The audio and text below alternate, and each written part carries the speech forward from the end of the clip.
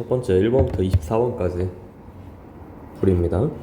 먼저 지수함수와 로그함수에 대한 문제인데 1번 다음 중 옳은 것은, 그러니까 OX 문제예요. 여기서 가장 중요한 것은 저는 실수라는 단어가 있는지 없는지를 먼저 확인을 해줘야 하는 것 같아요. 그래서 A의 n제곱근 중 실수를 판단하는 것을 좀 표로 정리를 해봤는데, n이 홀수일 때랑 짝수일 때로 분리가 되고요. 그래서 A가 양수면 홀수는 양수 0, 음수 이것과 상관없이 항상 n제곱근 A가 나와요. 근데 여기서 지금 여기와 여기가 서로 헷갈릴 수 있으니까 A에다가 이제 2를 대입해서 직접 비교를 해준 상황이고요. 그 다음 짝수가 되면은 A가 양수일 때만 뿔마가 붙어서 2개씩 등장을 하고요. A가 음수가 되면은 해가 없게 됩니다. 이 부분 수업 시간에 더 자세하게 이야기를 했고요. 여기서 A에다가 직접 2와 마이너스 2를 대입을 했을 때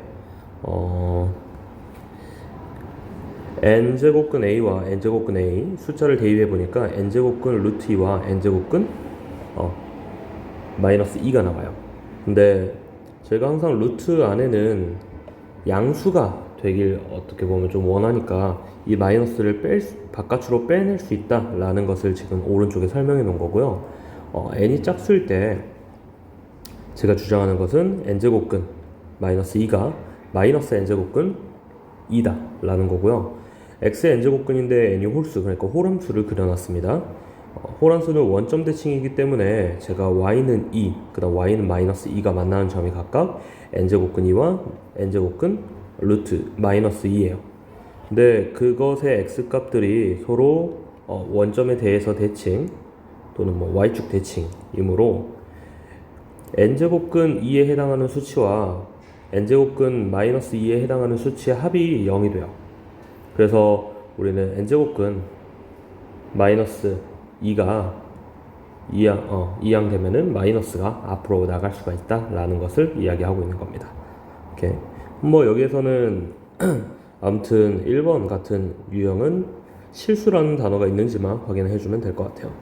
그래서 다 확인할 수 있는데 n이 짝수일 때 39 양수의 짝수 제곱근 중 실수인 것은 2개 맞는 말이죠. 나머지는 다 아닌 것을 체크해 놨고요. n이 1일 때는 저는 이제 제곱근에 대한 정의를 좀 확인을 해 봤습니다. 그래서 또 이거는 알아본 거고요. 2번으로 넘어가면 이제 제곱근의 개수에 대한 질문이에요.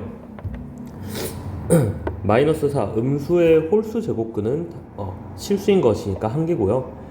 여기서 루트 16이 나오는데 이게 계산이 되면 계산부터 먼저 해주고 판단을 해주는 게 저는 좋다고 생각을 합니다. 4의 4제곱근이기 때문에 양수의 4제곱근, 짝수 제곱근이에요. 그 중에 실수인 것은 2개고요. 그 다음 문장이 이제 되게 중요하게 생각을 하는데 마이너스 8의 n제곱근 중 실수의 개수는 이라는 말이 나오면은 이제 n이 짝수냐 홀수냐에 따라서 달라지는 것을 알 수 있는데, 여기서는 지금 실수라는 말이 없기 때문에 사실상 여기서 말하고 있는 것은 x의 n제곱은 마이너스 8이다. 이때 x값은 몇 개인가? 라고 질문하는 것과 같습니다.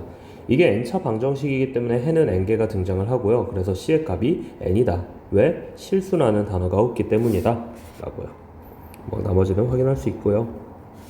3번 같은 경우도 개수 문제가 아니라는 것만 한번 체크를 해뒀고요. 여기서는 그 실수를 찾으래요. 제곱근을 찾으래요. 라고 했으니까 각각 찾아준 모습을 볼 수 있을 것 같습니다. 여기서도 마찬가지로 여기를 먼저 계산을 해주고 판단을 해주는 게 좋을 것 같은데 16 같은 경우가 2의 4제곱이고 거기에 세제곱근이기 때문에 3분의 1로서 우리가 아는 어떤 정수꼴은 아니지만 정리를 해준 다음에 문제를 해결하는 게 수월할 것 같습니다. 4번 같은 경우도 항상 간단히 정리를 하고 대입을 해주는 문제고요.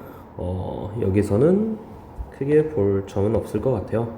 5번 같은 경우가 이제 홀수 짝수를 구분할 수 있냐 이런 질문인 것 같은데, 여기서도 물론 먼저 계산이 되니까 세제곱근 마이너스 8을 계산을 해줄게요. 방금 배운 거에 방금 배운 것을 사용을 하면은 아래에 있는 마이너스가 바깥에 나갈 수 있고요. 이렇게 계산하면은 마이너스 2로서 조금 더 빠르게 판단할 수 있어요. 그 다음에 우리는 그래서 마이너스 2의 n제곱근을 조사를 하는 건데, 음수기 때문에 n이 짝수가 되면은 결과는 0개가 나오고요. 그 다음에 n이 홀수가 되면은 지금 여기에서는 an 잘못 썼네요. an은 1개가 나오겠죠.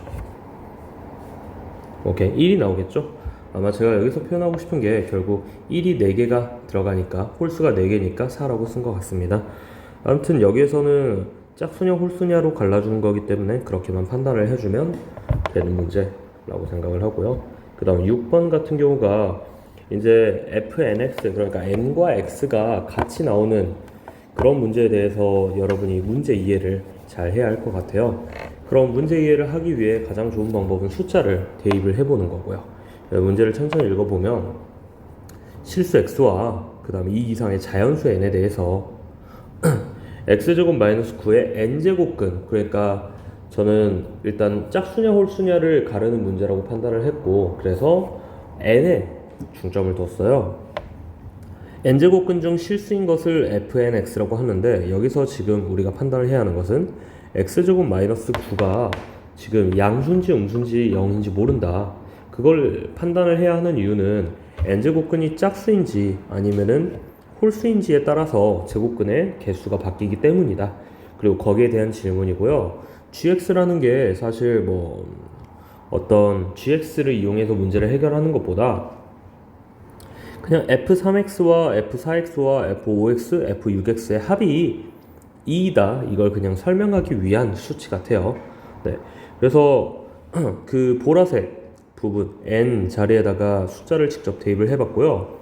f3x 같은 경우는 해석을 해보면 x제곱 마이너스 9의 세제곱근 중에서 실수인 것의 개수는 f3x다 라고 쓸 수 있어요. 말 그대로 썼습니다.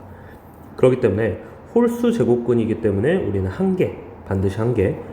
그 다음에 f4x는 x제곱 마이너스 9의 4제곱근이에요. 4제곱근이에요. 그러니까 짝수기 때문에 둘 중에 하나입니다. 우리가 x제곱 마이너스 9가 양수라면 2개일 거고요. 음수라면 0개가 나오겠죠. 물론 여기서 언급을 안 했지만 만약에 x제곱 마이너스 9가 0이라면 1개가 등장을 할 수 있습니다. 여기서 또는 1개 이런 식으로 좀 수정을 할 수 있겠고요. f5x도 홀수기 때문에 1개가 무조건 확정적이고요. f6x 같은 경우는 0개, 1개, 2개 이런 식으로 세 가지 경우의 수가 있다. 근데 내가 원하는 것은 지금 f3x, 4x, 5x, 6x를 모두 합한 거다. 합했을 때 그 결과가 2가 나와야 하는데, 일단 우리는 홀수 제곱근에 대해서 반드시 2는 2보다 크거나 같아지는데 결과가 2라고 했으니까 이 말은 짝수 제곱근에 대해서 모두 0개가 나오구나 라는 것을 알 수 있어요. 그러니까 0개가 나오려면 x제곱 마이너스 9가 음수라는 말이고요. x제곱 마이너스 9가 음수가 되려면 뭐 이런 부등식 만족시키면 된다라는 거예요. 이렇게 6번이었고요. 7번은 간단한 거라고 생각을 하고 넘어갈게요. 8번 같은 경우도 안에서부터 천천히 그냥 계산을 해주면 되는데, 저는 지수가 유리수로 바꿔주는 편이 훨씬 더 계산이 편해가지고 안에서부터 천천히 바깥으로 나갔습니다. a 루트 a가 지금 여기가 a의 2분의 1, 그 다음 앞에 곱하기 a가 돼 있으니까 지수법칙에 의해서 2분의 3 써줬고요. 여기 같은 경우는 a의 1제곱에서 a의 4분의 1제곱을 나눈 거기 때문에 a의 4분의 3제곱이 되겠습니다. 뭐 계산을 해주고 마지막에 3분의 1 한 개, n제곱근 n이다. n제곱근 m제곱근 a의 n의 m제곱근이다. 이런 식으로 판단할 수 있어요. 그 다음에 9번 같은 경우는 이제 지수 법칙을 사용할 전제 조건에 대한 질문이라고 생각을 해요. 이 부분은 이제 시험에 가까워지니까 암기를 해주는 게 좋을 것 같은데, 우리가 중학교 때까지는 뭐 고등학교 1학년 때까지 지수는 자연수에서 다뤘습니다. 그렇기 때문에 밑은 어떤 조건보다는 실수 전체로 판단을 했고요. 이제 수원의 지수 파트를 통해서 지수를 확장을 하고 있죠. 자연수에서 정수로, 정수에서 유리수, 유리수에서 실수로 확장을 하는데 그때에 따른 미세 조건이 바뀝니다. 자연수 조건에 대해서 실수 전체고 정수에 대해서는 0이 아니기만 하면 되고 그 다음에 유리수와 실수 범위 내에선 양수면 됩니다.